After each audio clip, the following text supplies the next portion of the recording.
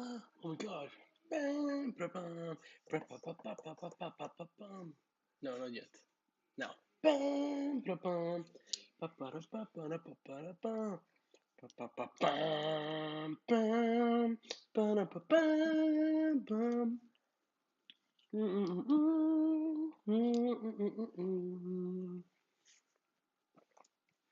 Welcome to another edition of Reasonable Coding. What you may hear in the background when it's not me singing, eating ice cream, or mumbling something I have in my head is Parks and Recreation. I don't know how to exit this telnet window, so I'll just we'll close the Tmax pane. Right. Today, I don't know if this thing is even on, so I'm gonna go back and check. And I seem to be streaming. I don't know. Let's check in Twitch. Twitch. Am I streaming even?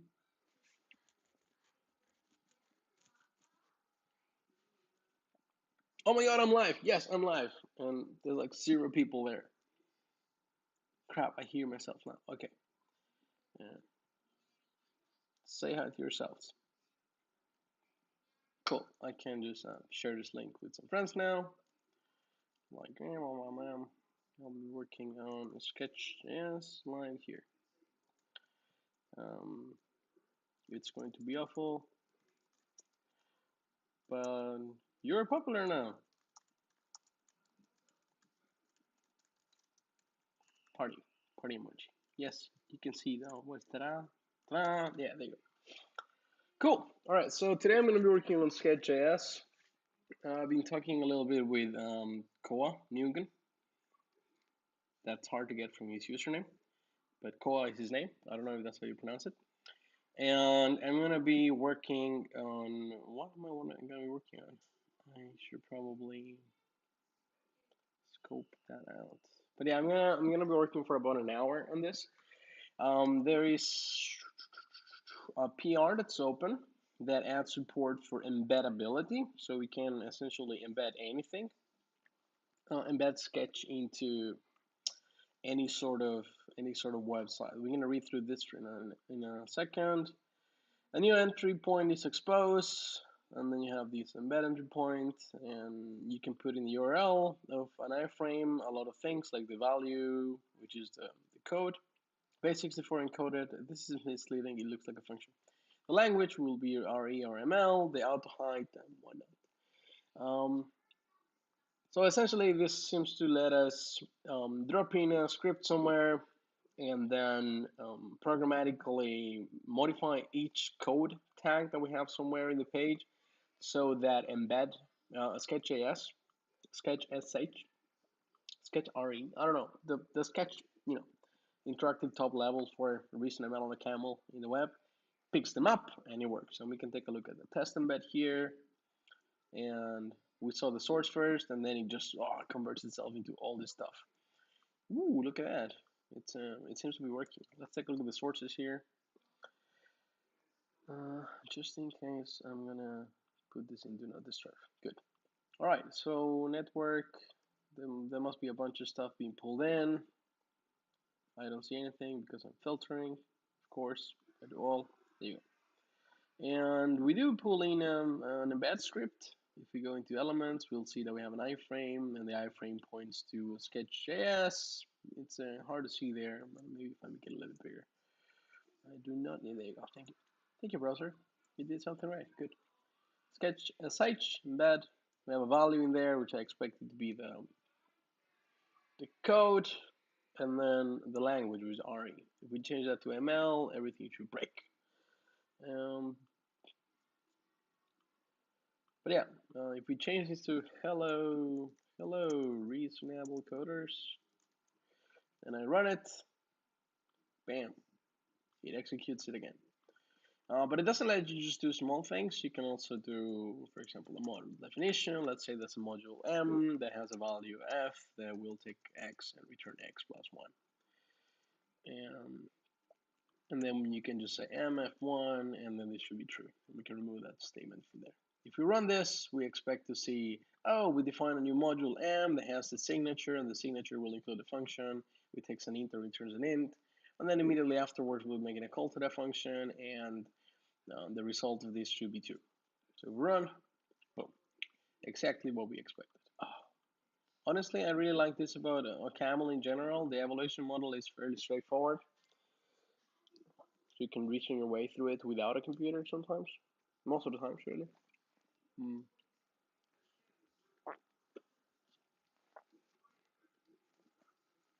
Trying the new Ben and Jerry non-dairy line, and it's pretty good, I gotta say.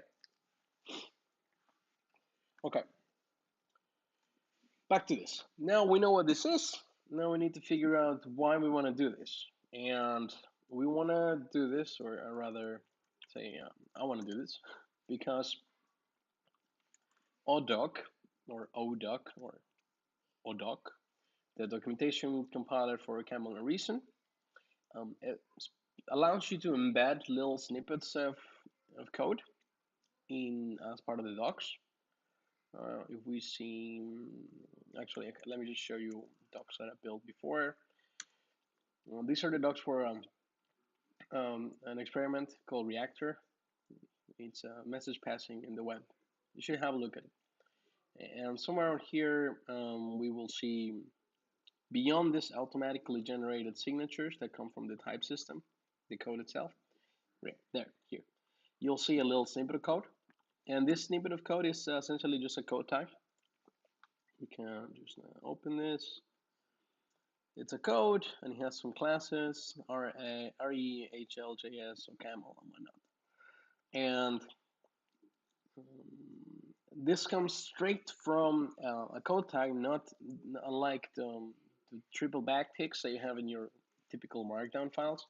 So if we go to, I think this should be in tree master source, somewhere in there.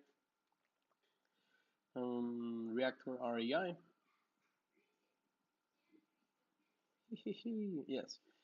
Somewhere on here, we'll see there. We have this small snippet of code which says there will be a PID, some variable called PID of type PID, and I'm doing this to annotate so that it's obvious for you as a user when you read docs that, oh, this is in fact of this, type. And then we're piping it through some small functions that will essentially send one message to P. Now, of course, it doesn't have to be this way. We also have this, library-wise, this doesn't have to be the way that you send messages to a PID, a process identifier, but that's much less important. This is a very nice infix function that lets you just arrow your way, your messages to the left. So you get message 1, 2, 3 sent to that PID, one after the other. Excuse me. Okay. So now we know why we want this. We want to be able to take any documentation generated with ODoc, right? Like the one we have here, Reactor. Take a look. Leave a star. Make me happy. Not that that makes me happy, but still. And essentially be able to drop this script, right? And boom, get interactive REPLs on each one of our examples. And we can do that right now, and that will be fairly straightforward to do.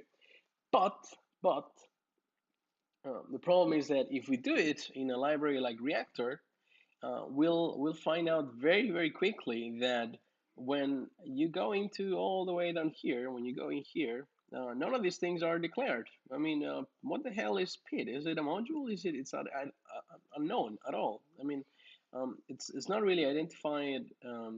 Defined and declared anywhere. Neither is sand, and this code doesn't make any sense. So the top level will essentially be the same thing as taking this code, right? And going to the example that we had over here. I'm opening it again. And just copying this code in there and going like run, boom. I mean, what do we expect to happen? This is never gonna work. So we need to be able to load all the code of the library that we are writing documentation for in the same environment of if this particular interactive REPL, right? Essentially, somewhere here you need to put all of the Reactor code, which naturally you don't need to do manually. It would be insane. But we need to find a way of doing this. And Koa,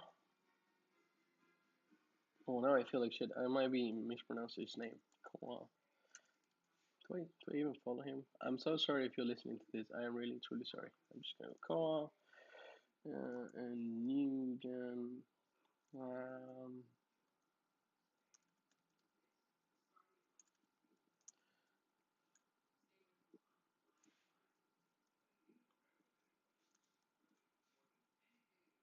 Koa, yeah. Yes. And he of course foresaw that we're gonna need to pack libraries in such a way that we need to load them back in. So he wrote something for it.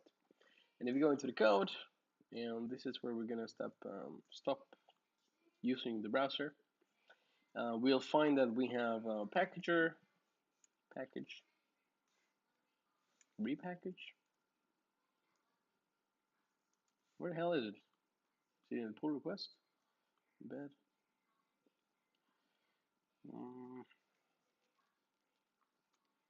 Package. No. Damn it. What is this thing? No. Jump to. There we go. Package. What? I am so lost here.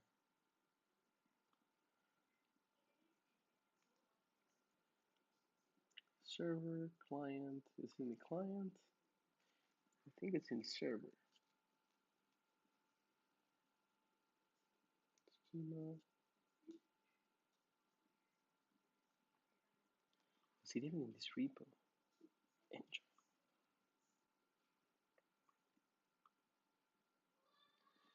Yes. It's not in that repo. It's actually on a different repo called Engine, which I'm gonna have to clone because I didn't know it was that one, so I cloned the wrong one. So here is where the browser part of whatever this stream of consciousness is ends, and we're gonna go now into my terminal. We're gonna clone this repo. We're gonna try to build it. We're gonna try to understand what's going on inside there. I'm gonna try to make to build. Sorry, ice cream break. We're gonna try to build a library for Reactor using it.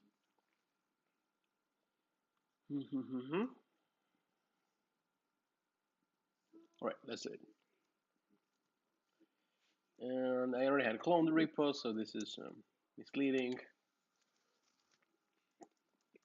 If you don't have any cool shortcuts for cloning stuff from places, then you should have a look at a hub. I don't really use it, but I think it will help you.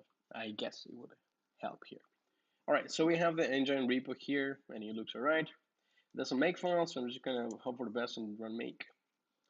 And all right, so we are clearly missing some stuff here.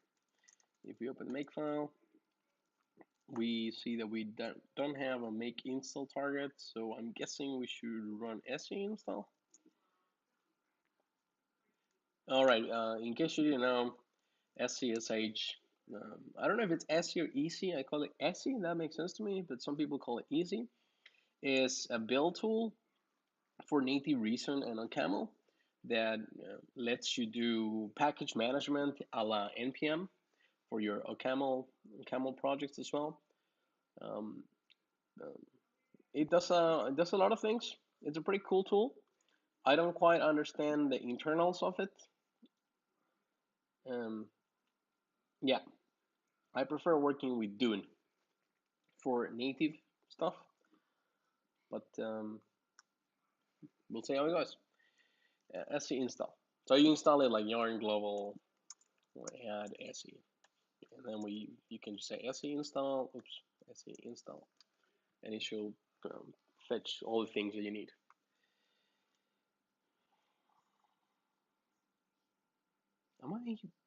Do I even have sound? I don't know. Let's see if people are saying something. Twitch. No, Twitch. Oh, okay, whatever. No, that's Twitter. Come on. Twitch. There you go. My friends haven't answered.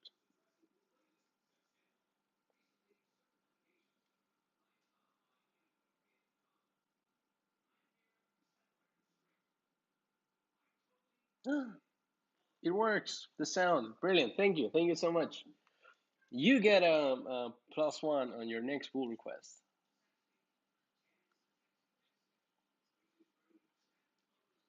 Well, I mean, I wasn't really looking for comments, so that's that. All right, so as he continues to install some crap here, which is it's doing a lot. So while we're here,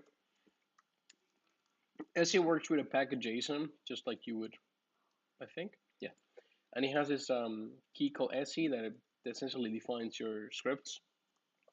And whenever you have an SE, some command, you can execute it by running SE and the command on the right. I think. I'm not an expert in SE, so I don't know. Someone else chime in and tell me. But you have some dependencies here, like what the hell? Where's the rest? I'm confused. I see very few dependencies here. And yet, if I go to the lock, there is a lot more in here. Where did all this stuff come from? Whoa, yeah, that's a fairly big lock. There's Babel and some more. Okay, so we have something called Sandbox Sketch.json first. All right, so this makes a little more sense. There seems to be a file called sketch.json that defines some development dependencies, and this now looks like SE stuff to me. Like, hey, let's use OCaml version 465. No idea what this version is.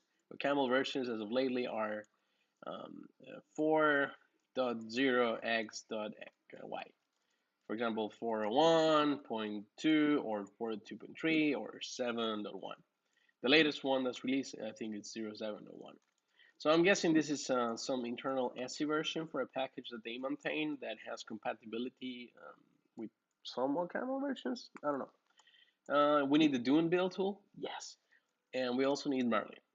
Marlene, if you haven't looked at it, it's essentially the greatest thing that has ever happened since this gift. Oh my god, I love this picture so much. You shall not parse.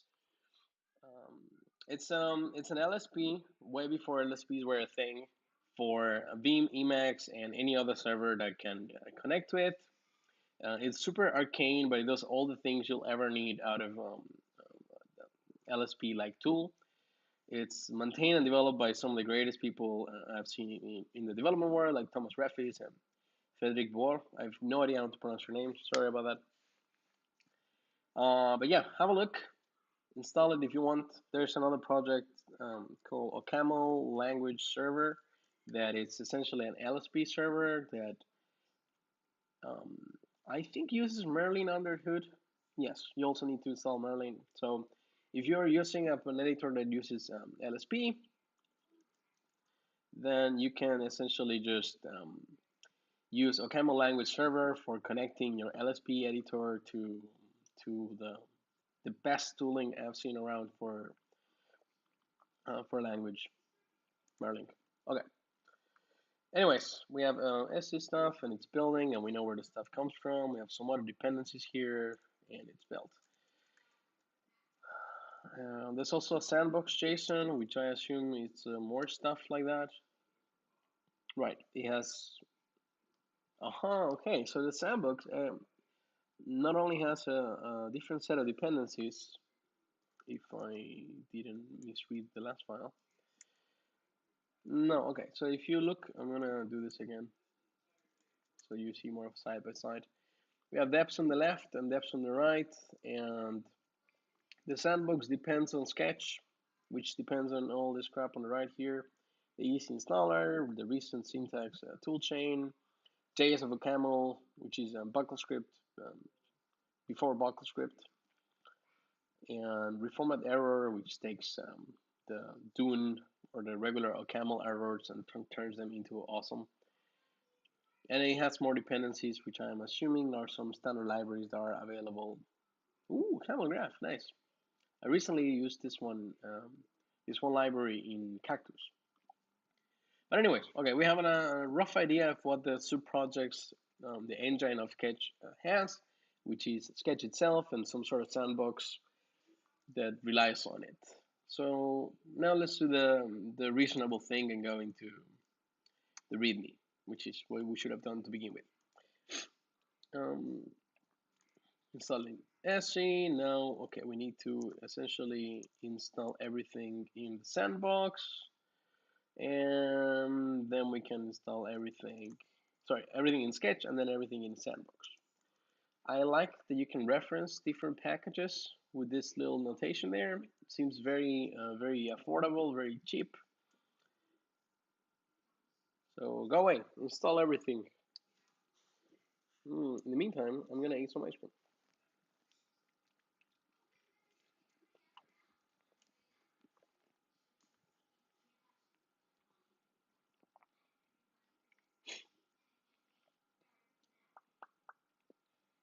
And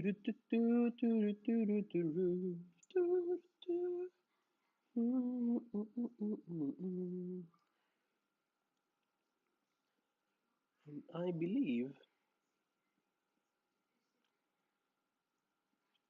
that I should be able to see, I don't know, where's the chat? Okay, good. Now it's done. It didn't take that much, that long. Now we can build for development purposes and to JavaScript. I am thinking that JavaScript stuff takes a lot longer because JSOO or JS of OCaml, I don't know how to pronounce JS00, which is short for JS of OCaml. I'm gonna go with JSOO. Actually, JSOO compiles the OCaml bytecode into JavaScript. Okay, so let's do the beginning. Let's do make engine and see what this throws. And I actually want to see what Fernando Xavier Villa was saying on Twitch. No, there. Shows.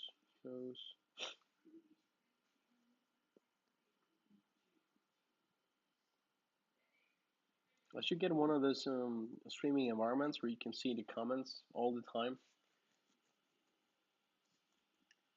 You mean the JSOO? I can't see history older than this. Oh crap, I hear myself now. Okay, mute. So if you want to repeat that, that would be amazing.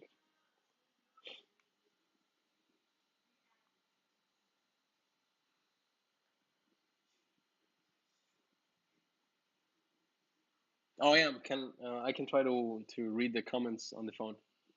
In the meantime, I'll leave you with this recursion that you like so much. How do I do this? Oh yeah, this is amazing. Oh, I see the activity feed, the streaming chat. I don't see the video. I even see how long I've been doing this, how many viewers I have. This is pretty cool. Thank you for that idea. I'm gonna steal it and say it was mine. It was a great idea. Okay. Now let me just order my desk so I can put this somewhere I can see. Welcome to the chat room. No, what? Cancel. Can you say something else? Now, yeah, great. Now I can read you over there. I guess it's cutting off because I had the loop. I have no idea. Okay, but back on this track, we're continuing to make the engine. Ooh, Pontus sent a message. PogChamp. I don't know what the PogChamp is. If it's insulting, Pontus, I'll punch you. If it's not, thank you. You're welcome. You're a PogChamp too.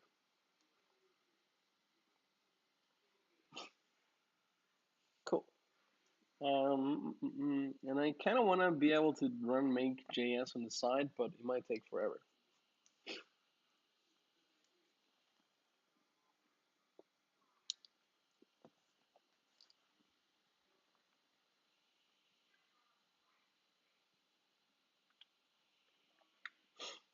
Oh, by the way, after I'm done with this, or I mean, after the time box collapses, I will be working on Cactus, which is a composable site builder. It's not a site generator. It's a static site build tool. Gotta market that shit. I found a library called nproc. Okay, I didn't find it. Rizo. Rizo. I don't know how to pronounce his name either.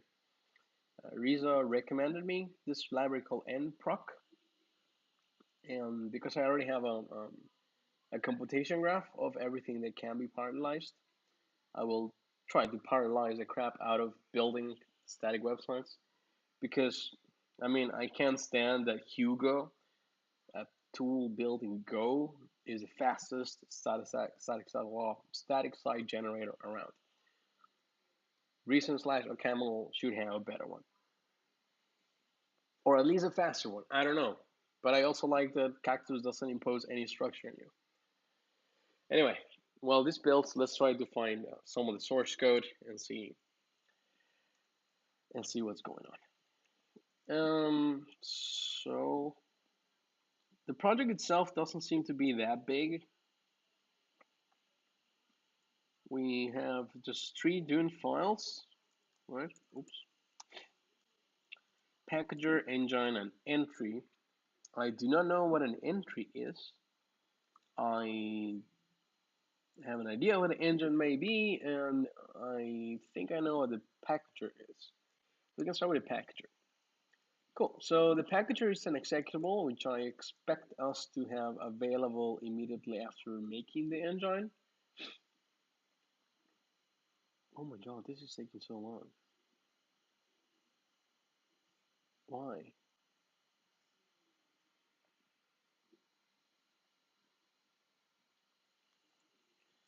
So let's take a look at the packager code. We have the module packager, which is the top level module for it. And I am a friend of 80. Ooh, okay. I said or did nothing. But I'm a friend of 80 line character limits, so I don't like this.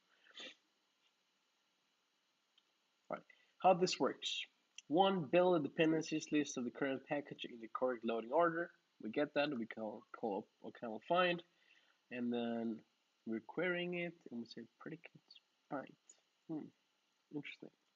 Let's take a look. Do I have OCaml find available? Oh my god, this is killing my CPU. 130% of what? Okay, so I have a bunch of OCaml opts running. I guess that's understandable. You can see there, it's just like blowing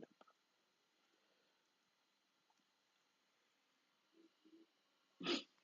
And okay, so first things first, we have some mutable variables here for whether the output should be verbose or whether there should be some output at all.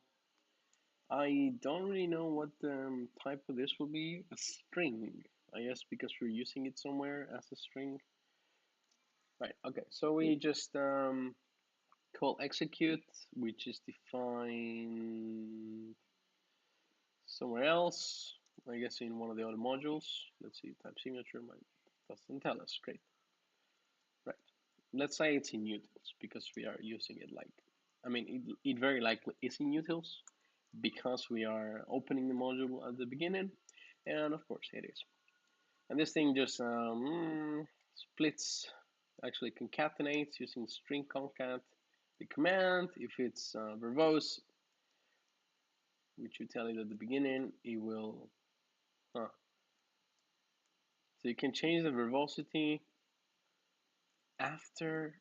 Okay, all right, and it will try to open a Unix processing, which if you give it a string, it will give you a channel. Now let's see what the hell Unix process in is. Great, this thing finished building. So let's put a pin on this pin and go to the OCaml docs. So OCaml, and we do Unix, and then we do, there you go. Probably bookmark this. Ah, love the way these docs look. They're fairly. They look old, but in some way they haven't aged that much. I don't know when they're from, so I'm sorry if I'm insulting people. I don't know what to do. High-level pipe and process management. This function runs a given command in parallel with the program. The standard output of the command is redirected to a pipe, which can be read via the return input channel. Brilliant. So when we do execute, this will just open a new process that will, have an input channel, which is the output of the other. Yes, the standard output of the command that we execute in a different process will be redirected into our process via an input channel. We have an output here. We have a try with a while true that will just concatenate each one of the lines. Okay, so the breakdown of this is, while just keep reading lines, right? Input line will return a new line, and concatenate the lines to the output string using a new line at the end until essentially input until this expression blows up, throws an exception, and the exception it will throw will be end of file. So normally I think I would just write a recursive function for this. I would like to measure to see how much faster this actually is, or whether the recursive function ends up being the same thing after the optimizations, mostly due to clarity, but whatever. Once we have the output out, we essentially just trim the string and we get something out, which is not too bad.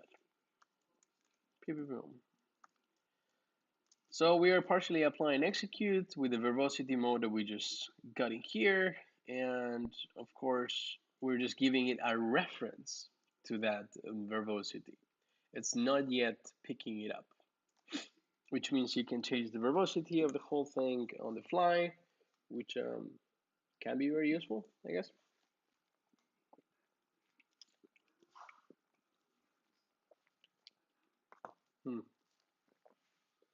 I'm sure he had good reasons for it. So we have some usage function here that just prints out some help, which is good. And then we have a function for scanning arguments. Okay.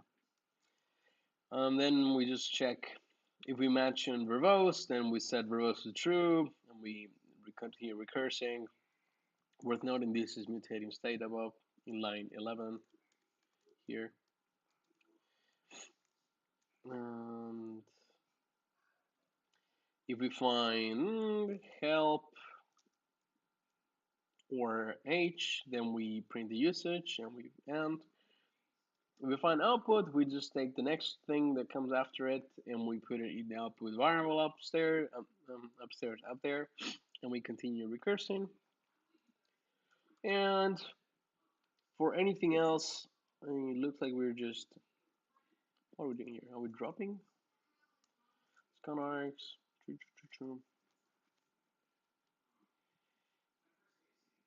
Wait, scan arcs takes 2 parameters? All right, yes, the first one and the second one parameters here. So then you just add something to the accumulator. And continue recursing over the list. And eventually the list will be empty and you just return the accumulator, which I guess this is collecting the rest of the parameters so that you don't lose the input, whatever the input is to this command.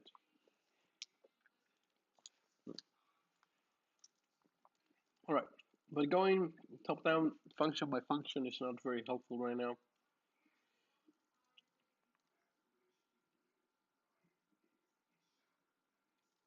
I think if we go bottom up, we'll find out that, okay, there you go. This is the actual program execution.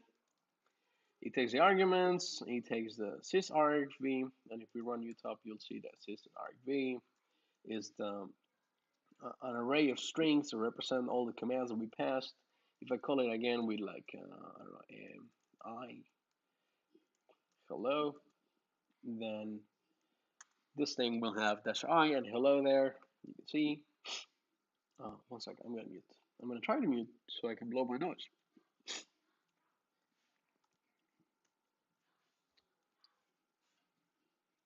Now I'm checking if I have mute. That didn't work.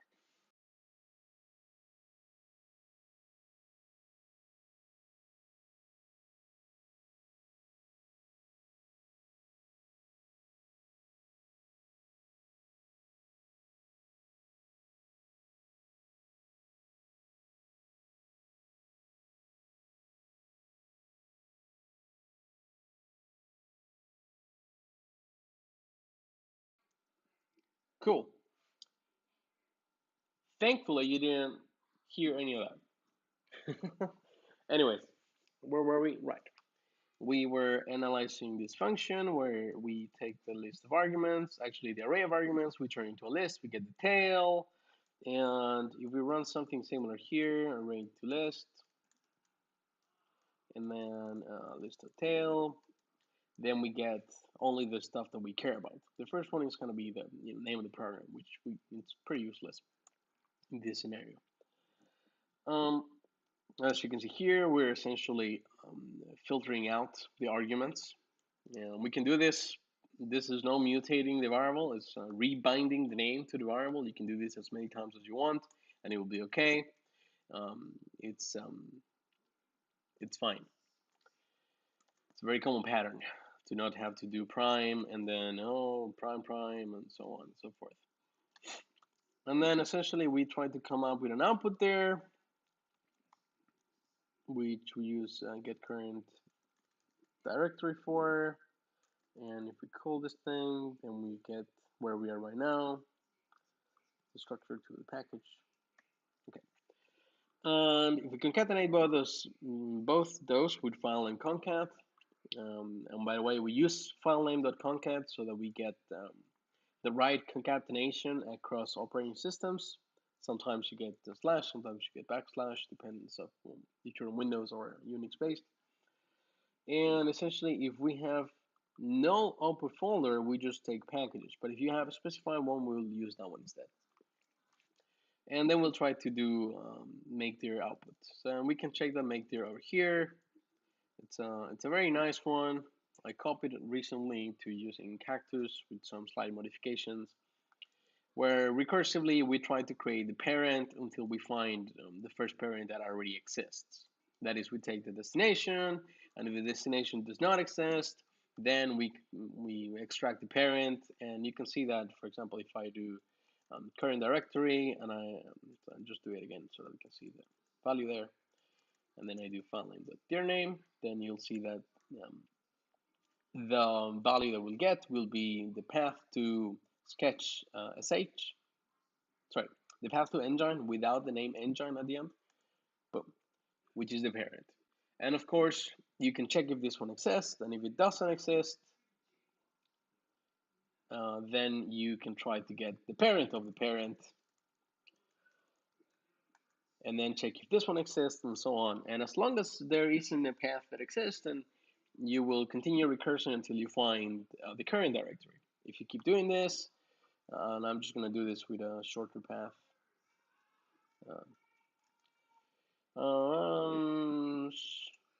Hello world, right? That's 1, it will get the world, and then that's 2, that should be slash. If we do this again, I expect it to be dot. Okay, no. That didn't work out as expected. There you go. If you do have a relative path name, it will continue to be dot. But of course, if you have a dot, then you are in a folder that already exists, since dot is the link to the current folder. If you do have a root, then of course that will exist, since root is the beginning of your file system, and if you have a file system and are running a terminal, a shell in it, regardless of how you run the shell, then you will have a root. Hopefully that makes sense. The point is that eventually you'll find a folder above the deepest folder you want to create, and that's when you end the recursion and you begin actually calling make there, which means for a call like maybe pay users hello world, this will call itself with this, which will call itself with hello like that. And because users already exist, then it will do nothing for that. But because users hello doesn't exist, this will actually call Unix make their users hello. And then this recursion unfolds, and the next one calls Unix make their users hello world. Which, because users hello has already been created, now you can create this one too. Elegant, I like it. Yeah, but that's not over here. Let me just go all the way back. Module, good. And then we call build, and we tell build, hey build, this is the output directory, and these are the arguments. So I think that what we really want to take a look at is what's in here. Build. Oops, where is build? There you go.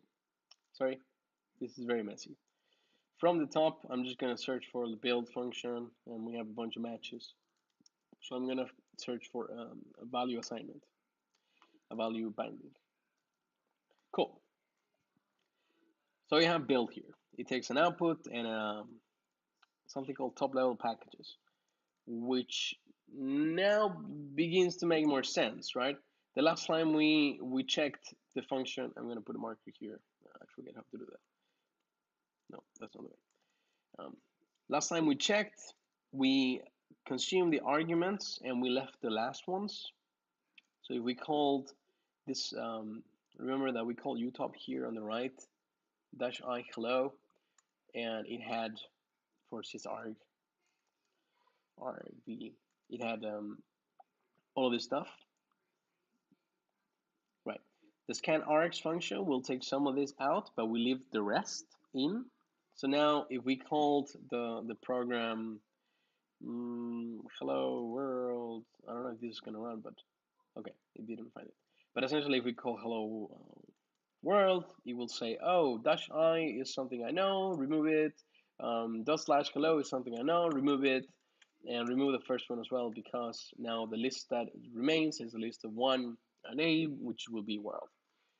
Which tells me that when we call this program, this packager, we call it in packager, and then we give it some options here, right? And then we go in package one, like for example, reactor, and then another package like cactus or tessellation, and so on.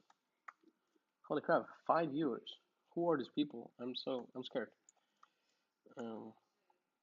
Okay, so going back to the build function, we have an idea that these are packages now.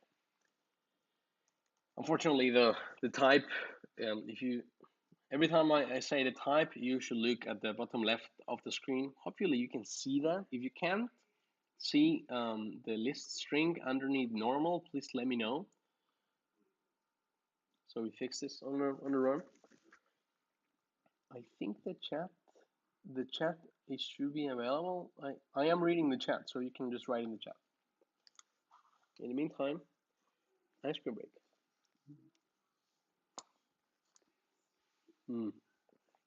Nice.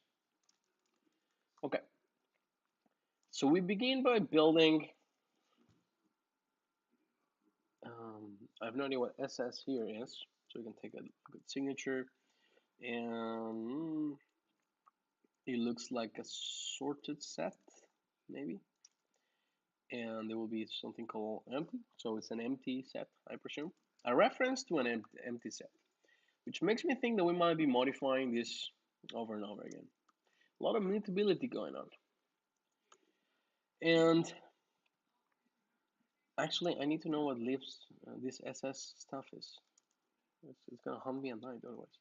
All right, so let's. There should be a module called SS somewhere. We might be able to just do SS. So somewhere in the packager, we actually create SS as a module for string. Let's go back to Vim and show that there. So if you look here, we are starting, we are using a functor, which is a function that takes a module and will return you a new module by essentially reducing a template. It's essentially like calling a function with a value and gives you another value, but instead of values, it works for modules. So you have a set, and the set doesn't really know anything about the things that it holds inside. It just knows that it will have some operations like map or subset or choose or find. And then you need to tell it, hey, set, you should be a set of strings, for example. And that's sort of how you do it. You give it a type by passing it a module that includes a type inside. In this particular case, all of the functions that we have inside of SS, which OmniCompletion could not find them, should only take strings to be stored in there. All right, so essentially libs to build is a set of strings. It's a reference to a set of strings. And you can see that we have here libmap, which is a very similar sort of definition, where we take a map, which is also a module that has a functor, which is this function for modules, and you pass the string module, and then you get a map for strings, which is okay. That was more obvious there. You can see here that the definition of the functions that we have defined all at some point.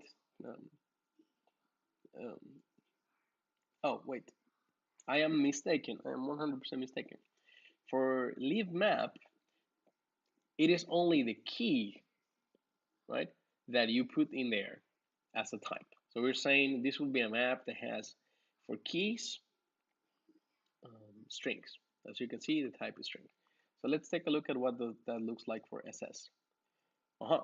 So when we make the set with the module string, we're making a set that will have elements that will be of type string. That was more obvious because there was just one type to fill in. Okay, so going back here, finally, to the build code, we'll see we have libs with dependencies, essentially folding over the packages. So it will take the list of packages and we'll try to come up with a single map. So this is essentially a reduce from an array to an object. Or if you are, no, I will not mention Java. Okay, fine. If you're working with Java, this will be like collecting a stream down to a map or a collection of some sort. So here we, of course, get a map, which is the empty element to begin with, and we get a package on the right side. The B in our reducing, our folding function, really. So we go through all of the depths by finding the dependencies of a package, and I almost threw all my ice cream down. Finding the dependencies of a package, splitting them on new lines, and then filtering the ones that are not empty. So we keep the non-empty ones, and we check which ones are in the excluded packages. There's quite a bit of logic going on here, right? So for each one of the packages, we will find the dependencies. We'll take a look into that function in a second. And I'm guessing the return of this thing is a list of strings. It's just a string, okay. Yeah, right, precisely. It's just a string that we will split into new lines, so we get a list of strings. And then for each one of these new lines, we'll filter out the empty ones. So we still have a list of string after we evaluate that. And then after that, we'll just filter the ones that we have in our excluded packages. Which, if you look in line 85, you'll see the excluded packages is just a list of uchar, result, and bytes. Okay, cool. I think bytes has a dependency on the platform. Result is a essentially a shim, a browser polyfill for a camel. Right, there you go. These packages are for compatibility with OCaml. Sketch only supports OCaml over 406. So this will result in not found packages. All right. So all deps, it will be a list of strings, and this list of string will essentially contain only the packages, the dependencies of our current package, the package we're folding into this map, that are not excluded. And then we ignore the result of the following expression. That's what this left underscore is. We take all of the dependencies, right, and we iterate over them, and for each one of them, we update the set of libraries that we need to build by adding a new name to that set. Thankfully, add, if I'm not mistaken, just returns the same set if nothing has changed. So we'll go here and we'll take a look. I think it's just set HTML, but I could be wrong. That works.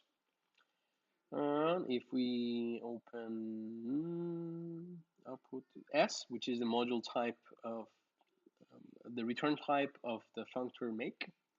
So when you call set.make, you get a module of type set.s.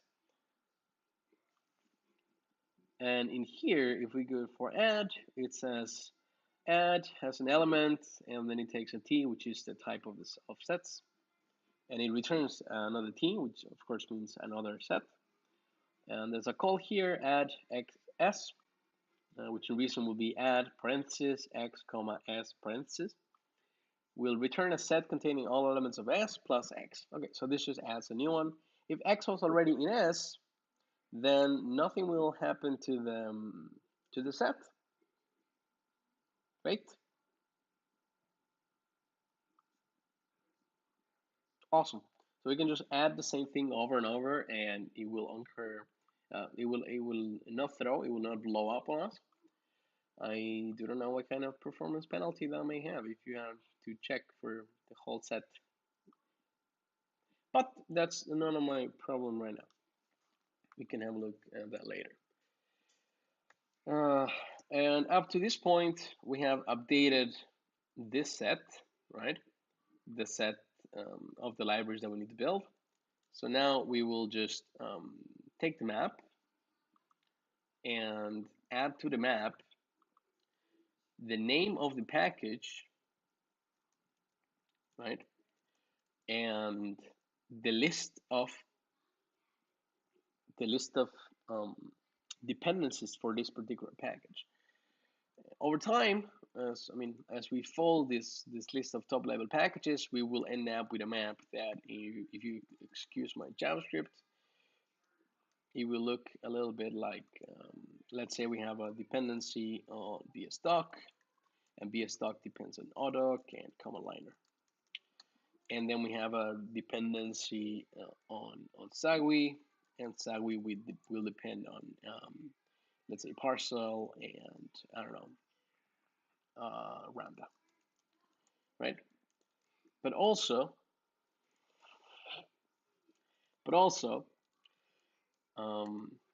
libs to build will end up as a set. And I'm going to use an array representation here, but this is supposed to be a set where the keys are unique.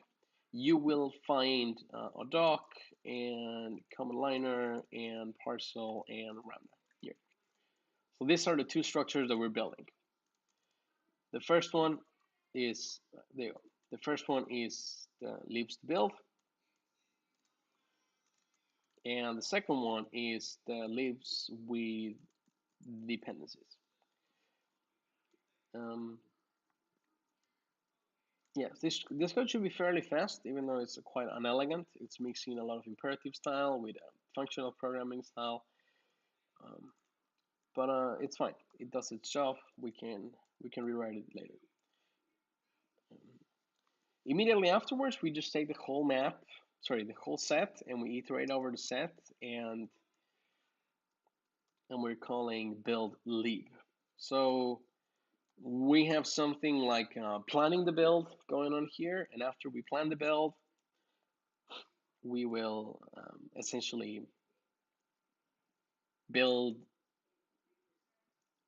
execute the build. Wow, yeah, okay. And after we have executed the build, we can take a look at what build lib does in a second, but let's get an overall idea of what build does. So I'm just gonna leave a comment open here. ewu1 plan build by gathering dependencies in a set. Actually, this would be like transitive dependencies, like dependencies of our dependencies, and dependencies. Okay, and transitive depths by direct depth in a map. And then we'll execute build transitive dependencies. I think this is right. Am I mistaken? Am I missing something here in this bunch of code? We're adding the name for each one of the dependencies of our package dependency to libs to build. Yeah, okay. All right, I'll assume I'm correct, because why not? And immediately afterwards, we fold over. Well, I need to read the signature fold here. So we will take a function that takes 3 elements. All right, we're folding the map, which makes sense. Fold here will first take a function, and this function will be a function from a string, and the type of the key of the map. No, actually the type of the value of the map, and then some type B, which is what we produce from folding. So we will begin this by, what the hell is j.object? Okay, it's clearly a variant from somewhere that will take a list of something. So let's let's see what the type. Oh, j.t object takes a list of string in j.t. What are we doing here? Oh, okay, so we're piping this all the way down, and we build array and stringify. Right. Okay. Right. Essentially, this step seems to be part of executing the build, where we would output a list, call this a JSON, right? Out of the stringified data structure that we build in here, and that list will begin list.json file will have a JSON list inside, and that list will be a list of all the elements that we have here, which I think are objects, but I am confused because this should be returning a list. Let's see if we evaluate this thing a little more, and note that the type signature is changing here. I'm pressing, I should get one of those apps that show the keys that I press. Hopefully it won't be too noisy, but I'm pressing leader N, which increases the scope of the expression. I am getting the type off, which if I had to type it would be increase somewhere here. Marlene grow and closing, that one. If I do Marlene grow and closing, boom, it gives me the type of the next little bit that it can give me a type of. And in this case is the function fold applied to the function, to this folding function that we have here, right? And of course, when you grab this signature, right, then it requires a function first and some other parameters, and you give it a function that has a specific a specific b. It will by unification, it will essentially expect you to use the same a here as here, and the same b here as here, and everywhere else.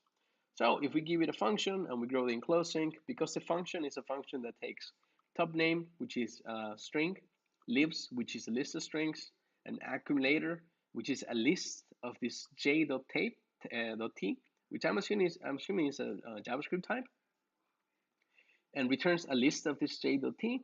Then I'm going to go back 1 second. Because the function was ABB, when I grow it again, it should be ABB, A, the string is the same as the first A, good, BB, and all of the B's are a list of j.t.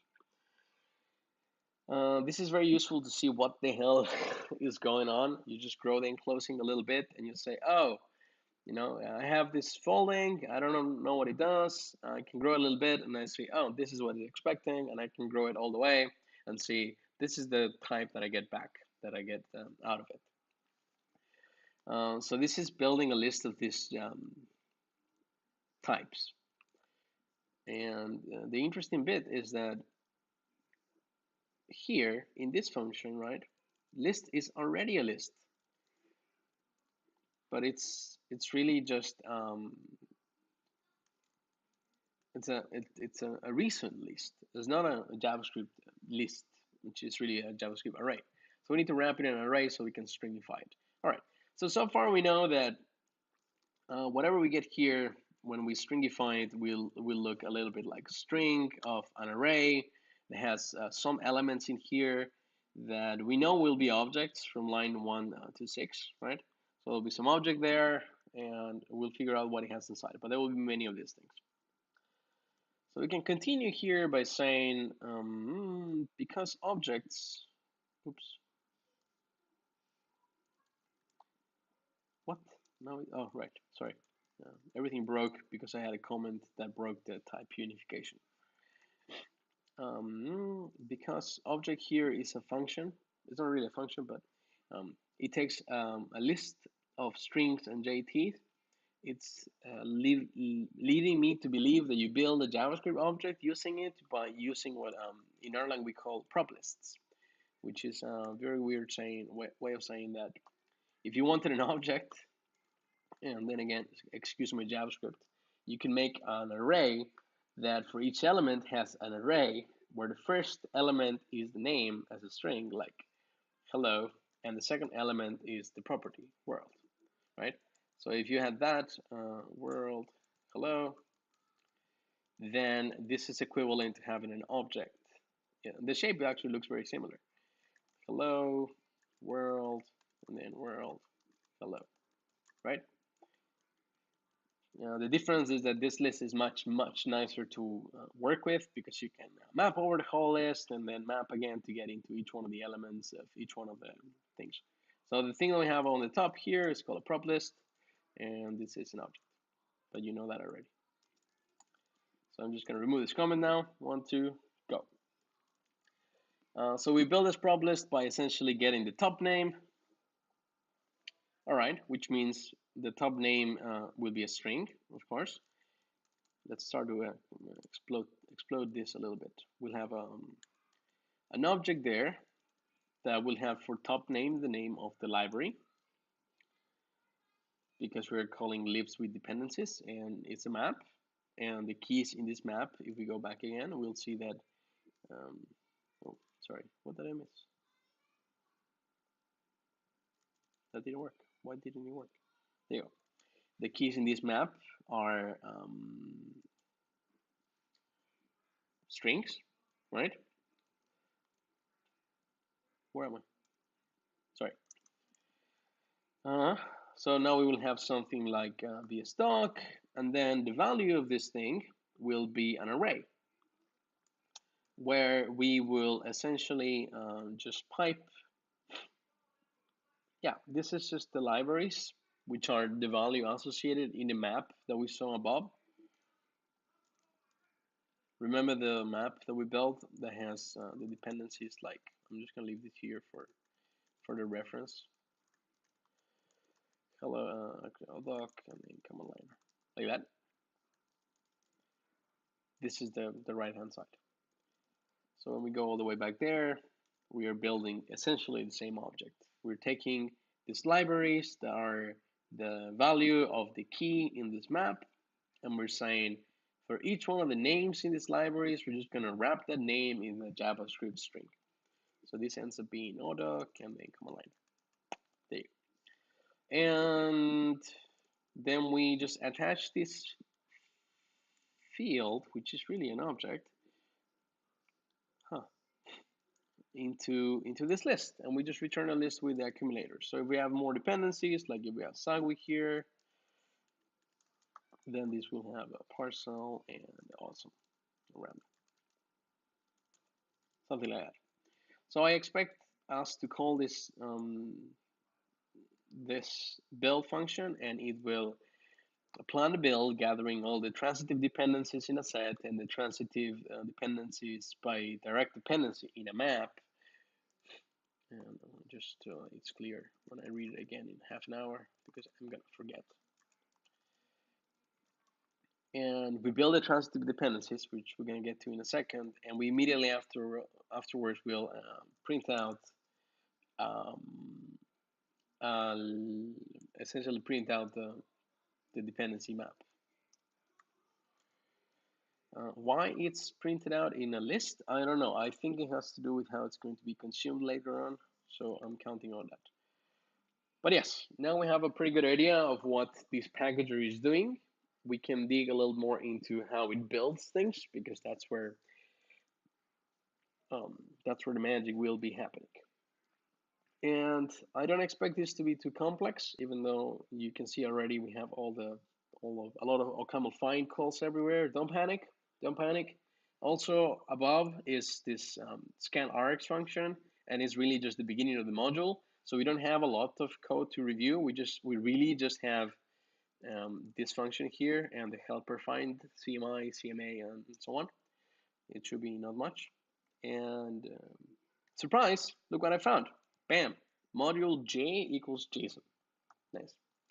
So clearly all of these values that we were working with down here, we call J object and J array and so on, were JSON values. So we were just building JSON, but we knew that, right? I don't know. Okay, so let's do it. Come on, the last mile to understand what the packager is really doing. When we call build live, we are going to call it with a string for the output directory that is named, not optional, so you have to pass it in, and also the name of the package. If we are verbose right now, then we will just print out building library with Yazoo, and we will try to make a safe package name. We can open, I am guessing this will be in the utils, safe package name, and it is, where you take a string and you just replace all of the occurrences of dash with underscore and all of the occurrences of dot with underscore, which is a little confusing, because how do you go back? Do you ever need to go back? Maybe you don't. Okay. No, I guess in this case you don't. And then it makes a func name, which I have no idea what it is. We'll find out later. Okay. I think I know, but we'll talk about it later. Which is just prefixing the safe package name with something else. So if we have a package called, let's say, bsdoc and then dash compiler, or yeah, then this will become bsdoc underscore compiler, and in turn this will come sketch, turning to private bsdoc underscore compiler. That's a pretty long name for a package, or for a function, I guess. But okay, immediately after we have the name built, we will use the name that we have not modified, so the original name, to find a CMA package. And CMA packages stand for, I think, Camel Archive. The extension is .cma. We can look it up. Camel.cma. File names, compile Camel projects. All right, so from what I see right here, while .cma is the extension of bytecode libraries, I will assume that the first answer that I ever get on the internet is always right. So we go back to the code. So that should be the bytecode of the package, which means this will essentially try to, we'll make a call to this command. The camel find is executable that we'd find in a particular installation of packages, a particular file that you're looking for. And we're telling it to query for the name, which is the name of the package that we're about to build. And we're saying, give me the A format, which I have no idea what it means. So let's take a look at man or camel find. And it doesn't have it. Okay, so camel find help maybe. Okay, query help. I wonder if we have, okay, well, that should be good enough. I'm gonna close this little thing in the middle. There you go. So we get more space both sides. And you'll see here we have -A format, and it says prints names of archives to be linked in for a camel C. Great. So we are gonna get more than one archive, and we tell it to pass the predicate that it should be byte format. I think that's what predicates does. Predicates specifies comma separated list of assumed predicates. How do I read more about predicates? What the hell is predicates? Help maybe. Camel find query predicates help. Woo, no help. All right. So let's assume that like a predicate is a function that takes some A and returns a bool, right? So it will tell me true or false if it's passed. Let's assume that the byte predicate essentially says, give me stuff that is compiled as bytecode instead of native code. So we just get a path back. We try to train the string, and if the path is empty, like this, we are almost there. If the path is empty, we just say we can find a CMA file for package and then package name, which would mean that you need to actually compile it. But if we find it, we will just call JS of a camel, Jazoo, wrap with a function, and then we give you this weird function name that we came up with before. And we're gonna say include the top level. I think I don't even have. Let me just install JSON camel through OPAM, so I have the binary. Yes, and while this installs, I'm gonna take a second. Boom. Double checking, and that didn't.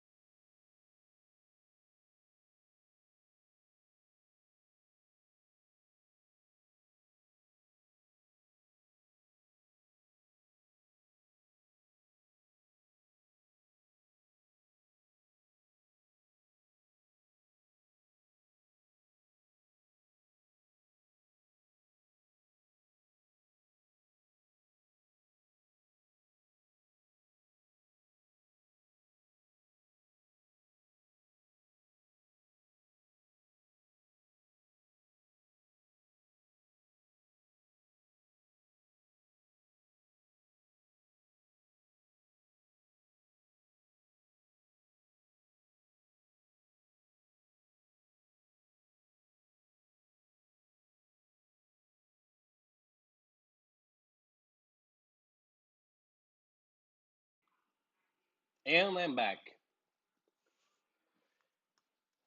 Okay, so now we have JS of a camel there.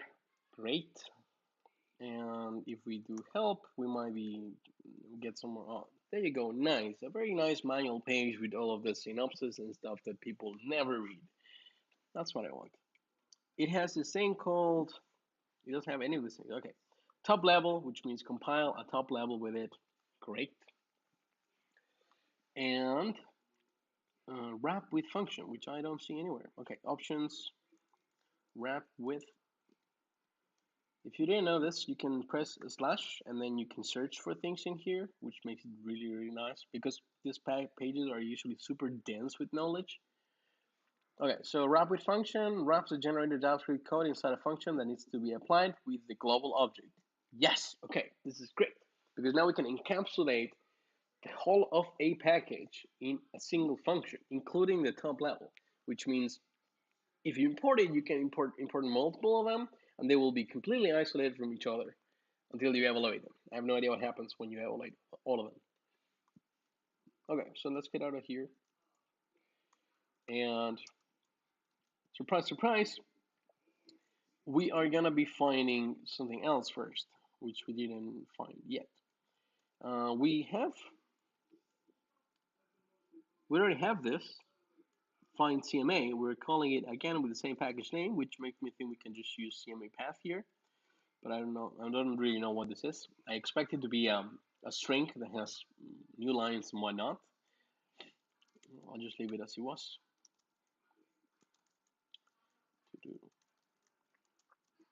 Doop.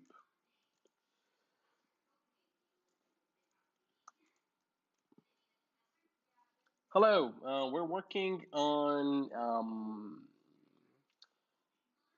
Have you heard of ReasonML? Sorry, I got a comment from someone I do not know, which is exciting and also scary. We're working on sketch.sh, and it's an interactive ReasonML sketchbook. Also supports OCaml syntax if that's more your cup of tea. Have a look at it. It's pretty awesome. One sec.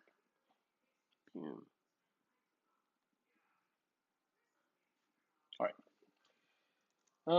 So we clearly have wrap the function with the right name. We have a top level included. We will execute find CMA, which looks very similar. We're essentially saying give me all of the -i format. That's the only difference between these two lines. If you can put them together so you can see better. Everything on the left of my cursor right now is the same, and everything on the right of my cursor is the same. Now, if we ask OCaml find what the hell does it mean to pass this -i, it will say, print import options. OCaml C, if we get the man page, will be amazing. Oof. We'll see that has this -i option, right? That you can specify a directory, and given the, I'm just gonna read this out loud. Add the given directory to the list of directories searched for compiled interface files, which is great. It's essentially the files that let you access a module from another module. And he also has compiled object code and libraries, blah, blah, blah. So this is a way of saying, I need you to look for stuff in these folders. So normally you would say OCaml C and then say, for example, build and then lib, assuming that in here you have, I don't know, sagui.cmi or sagui.cma. And here sagui is a library that a friend of mine built with some of his colleagues. It's pretty cool. Take a look. I don't particularly like it or use it, but I think it's a pretty cool concept. And after we find those paths, which I don't know why we don't have a -i flag anywhere. I guess JS of OCaml will tell us. It does. Maybe OCaml find query. Let's actually run an OCaml find query, shall we? OCaml find query, and then we can do Dune, the package manager, and we can say -i this format, and we say give me all of the byte files. Okay, brilliant. This thing already includes the -i, which is great because if we were to run a camel C, we could just embed that in there, and it will add all of it will be a string that we can just interpolate or append or add to our camel C command, and it will just work. And lastly, we use -o to specify the output, and then we use the safe package name, which is the one that has all of the underscores that we came up with here. All right, so this is assuming that you have something built, and otherwise it goes out of its way in a fairly convoluted way to just make a few calls and put together a JSON file. There is one function though that we have not checked out here, and that is find depths. As you can see, when we're looking to build live, I'm sorry if my editor jumps a lot. When we look into build live, we took a look at find CMI and find CMA, but the only thing that we haven't checked just yet in this file is this function find depths over here, which will find dependencies of some sort. I don't really know what these parameters are, so we're gonna ask what kind of find again. Help -r seems to be recursive, which I will understand for find the dependencies of my dependencies as well until you have nothing else to find. And then -p format will print the package names, which makes sense. And then find the bytes, which we saw before. Okay, so if we were to take a library like JS of a camel, right, and we will to query for it, we will run a camel find query JS of a camel, and then recursive, and then give me all the package names, and then the ones that actually compile to bytecode. And oh, look at that, we have the actual JS of OCaml package. We have bytes, which is another package, and we have uchar. And I get the impression that bytes and uchar are actually going to appear a lot in there. So I'm going to try a different package. I'm going to try Dune. Terrible idea. I'm going to try a different package. I'm going to try Cactus. And it doesn't have any dependencies. Okay, that's pretty cool. I'm going to try a camel graph. What? Come on. I'm going to try Minier, maybe? Let's give that a shot. Okay, I'm just going to run that so it's easier to replace. Minier. Ooh, I don't actually have Minier. No, I don't want to install anything new. Okay, list. Let's say OMD. Right. Tune OMD. All right. And then you go OMD, OCaml Markdown package. It's a very, very complete Markdown package. Depends on Unix and depends on big array. I do not know why Unix is not whitelisted or just listed to be removed.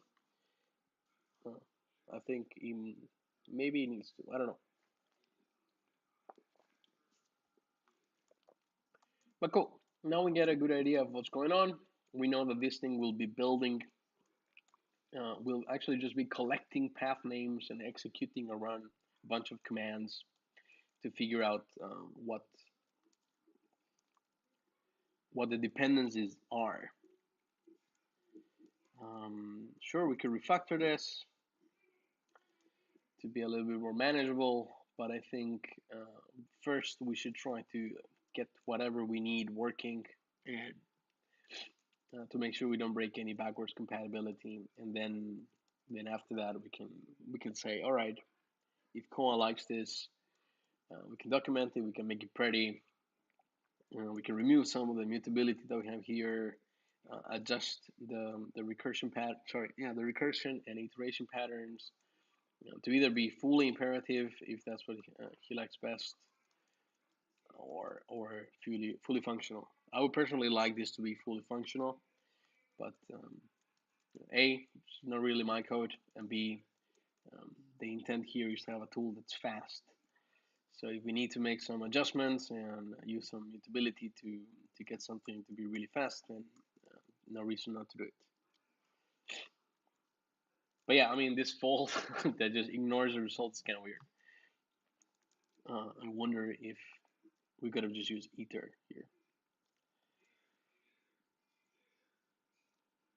Anyway, let's just close everything without saving the files, and then we only added this little comment here, which would be nice to keep.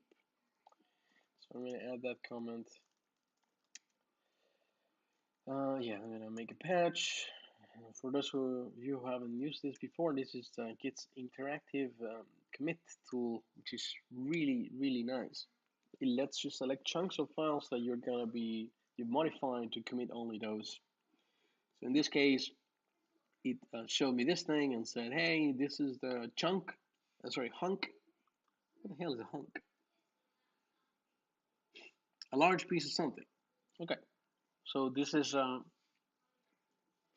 hunk for this file, and I can say question mark, and it will tell me, "Oh, look at these options." You can use yes, why to stage this hunk. You can skip this one, or you can quit entirely. So what I'm going to do is just say yes to this one, and then say no to this other one, which I don't know what happened there. And then after that, I can just quit. And then if I look, I have this double M. If you do, like, this is normally what you would be seeing in your Git status. And you'll see that we have changes, but also same file, stuff that we haven't changed. So I'm just going to commit this thing. Wait, I'm just going to, I have no idea what, let's say it's packager. Let's say a branch called packager. And I already have that stuff added, so I'm just going to commit. And I'm going to say add small docs or document build function.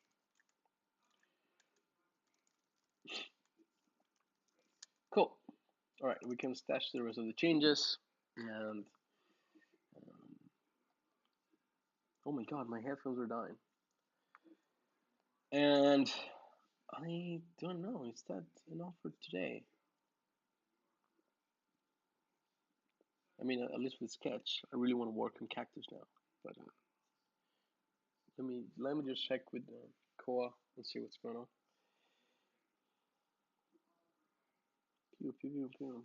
I will leave you staring at my terminal. No, actually, I have the perfect thing for you to look at. There you go. Enjoy.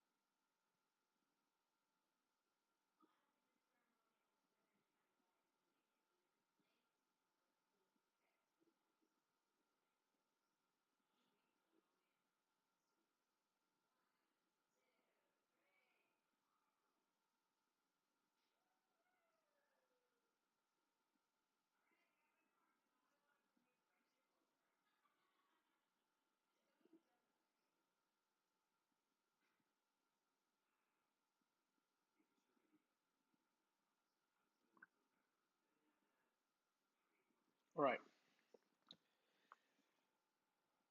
Oh, but this is so amazing. I can't believe someone did this. They took the trouble to actually build a telnet server that will reply to you with all this stuff. It looks like Panic at the Disco, but it's really Star Wars. Okay, honestly, I don't know what you mean with Panic at the Disco, but yeah. Anyways, I also don't know how to exit this. I never do. I see Control U, DT, okay, whatever. Oh, okay, that's it. No, no, I closed the wrong one. Damn it. Yes, okay, now I'm back in the engine here. So essentially what we want to do is, now that we have built something, um, you'll see we have a sketch packager here we can call help. And this is the exact same executable that we were talking about. And we can tell it, hey, these are some packages that I want, and let's just make it there like out. So now we have this directory call underscore underscore out, and we can just call the builder and say, sorry, I forget the params. Output should be out. And then why don't you try to package JS of Camel, and also I want you to package Dune, and please package ODoc.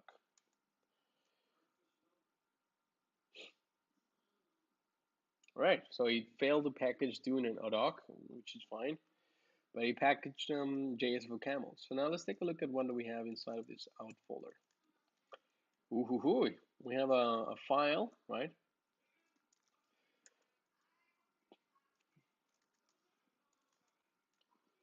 Which does exactly what we said it would do. It has a list of dependencies where each one is an object and has the name of the dependency and a list of all the transitive dependencies of that dependency.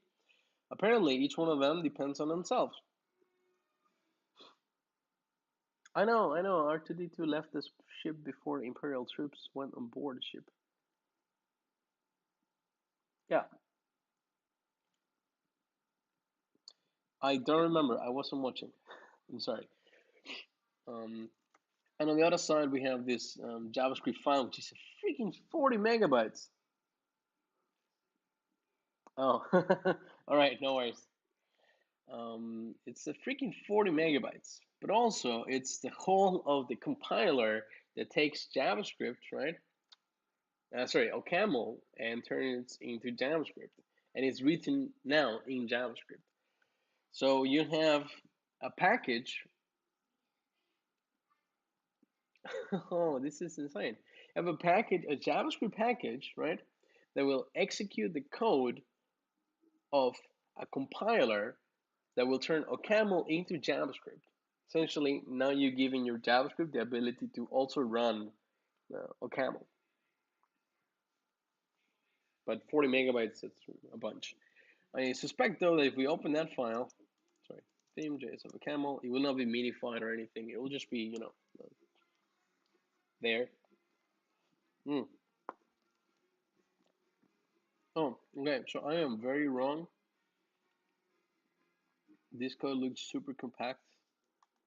Closing the right hand side thing. Yee. All right, I'm gonna close this.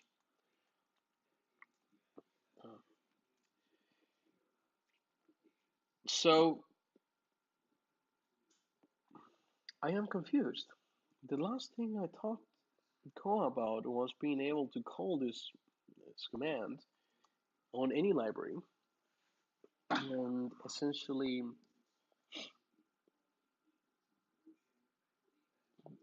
get a file like this that you can just import somewhere.